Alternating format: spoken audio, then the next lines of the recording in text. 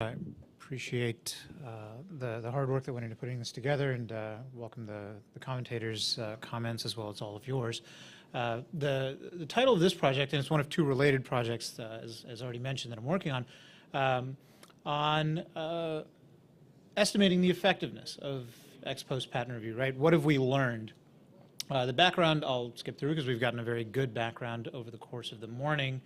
The purpose of the project, we want to empirically estimate what it is that the IPR and CBM review procedures were intended to accomplish and how well they're doing that. So what I'll offer is some data on how we've measured it and then some inferences that we hope to test going forward. There are several distinguishable outcomes when something goes into an IPR or a CBM, right? The PTAB could find that what's being challenged was in fact valid and properly issued.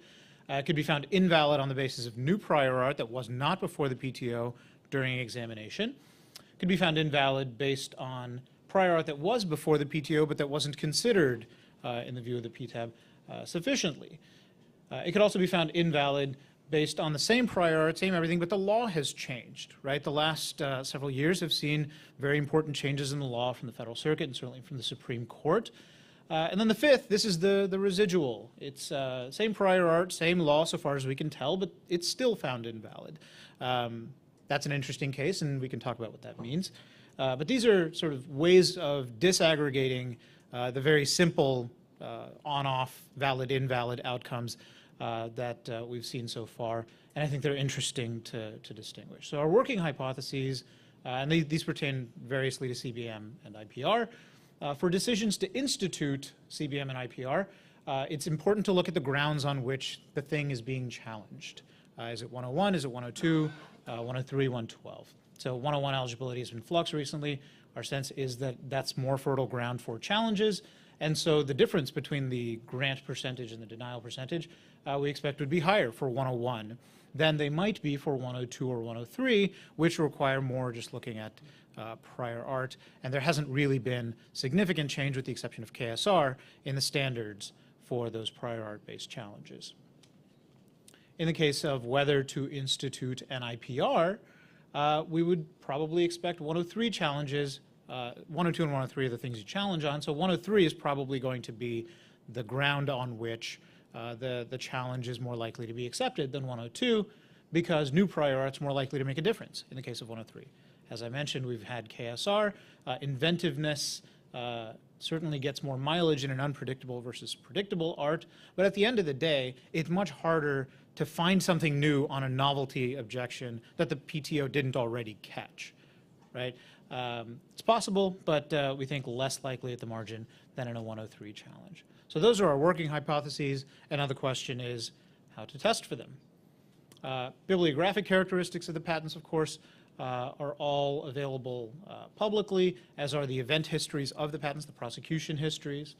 This data collection is ongoing. These results that I'm presenting today are just from a subset of the IPR and CBM data, for which I've also gathered prosecution data. So we've got what's going on in the PTAB, and with respect to those patents that are challenged in the PTAB, what happened ex ante in the USPTO. Initial results. CBM reviews are really basically a forum for 101 challenges. Not terribly surprising because covered business methods were frequently challenged in the press and in the courts as being ineligible subject matter.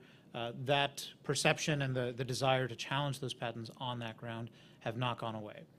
Meanwhile, IPRs are really more about 103 than 102 challenges. So our sort of intuition appears, at least tentatively, to be correct. So what do those differences look like? In the case of CBM reviews, the difference, as you can see the top, the P is the statistical significance. So they're basically a 50-50 split on 102, 103, and 112 grounds. On 101 grounds, you're 75% likely to get an institution granted, only 25% to have it denied. Now, that in itself, I don't think says anything about the quality of patents in the world, because there are selection effects here, right? There's a lot of money that goes into these, and the low-hanging fruit, at least initially, are what we might expect. So the patents that are most likely to fall are going to be the ones targeted by challengers. So it doesn't say one way or the other whether these patents are representative of the patent system and its health, but initially at least, CBM is a forum for 101, and that's useful to know for us. With respect to inter partes review, anticipation, it's about a wash, 50%, 50-50. There's no statistically significant difference between the rate at which institutions are granted versus denied, but it's about a 60-40 split in favor of granting, and so our hypothesis appears to be correct here as well, that it's more about obviousness when you're challenging in an IPR. Usage of IPRs also appears to be technology specific. So when we look at the patents themselves, one of the bibliographic characteristics we look at is what technology class it belonged to, and of course there are scores and scores of those classes. So we use, as a simplifying tool, the National Bureau of Economic Research classification system. It's a 6-part classification system that maps from the US class system. And then in most of those technologies, decisions on whether to institute an IPR say yes more often than they say no, by about 60-40. In mechanical inventions, they're about equal, and these differences too are driven more by 103. So these are just IPR petitions filed by technology, mostly computers and communications. They account for about half. Chemical, only about 5%. Drugs and medical and electrical, only about a 1/7. That's not a fraction you hear a lot. Mechanical and others, also fairly low. So to the extent that so-called software patents, software-related patents, are something for which these proceedings were created, petitioners are certainly using them for that purpose by over half. By technology, as you'll see, mechanical, the 5th column, is the only one for which the difference is not statistically significant. That's just 50-50, whether they're granted or denied at the institution stage. For all others, you're more likely to get it granted by a statistically significant margin. Chemical, very high. Computers and communication, high as well. And these are just how the technologies break out in terms of the institution rate. Now, institutions of inter partes reviews on 102 grounds by technology, about equal. In most of these cases, there's no statistically significant difference. There is in computers and communications, and that's just about it. For everything else, in a 102, you're as likely as not to get your IPR instituted, which means that going back here, this difference is driven by 103, and that's exactly what we see. Right? This is 102. They're all about equal except computers. Here, they're all about equal except mechanical on 103 grounds, which is not surprising. A mechanical invention that was found non-obvious before, probably still non-obvious. Prior art's not going to make a big difference. Chemical, it's an unpredictable art. Drugs and medical, unpredictable art. Computers and communication, there's probably new prior art. And these are all hypotheses to test, but it's perhaps not surprising that 103 gets you much more mileage in these different technologies.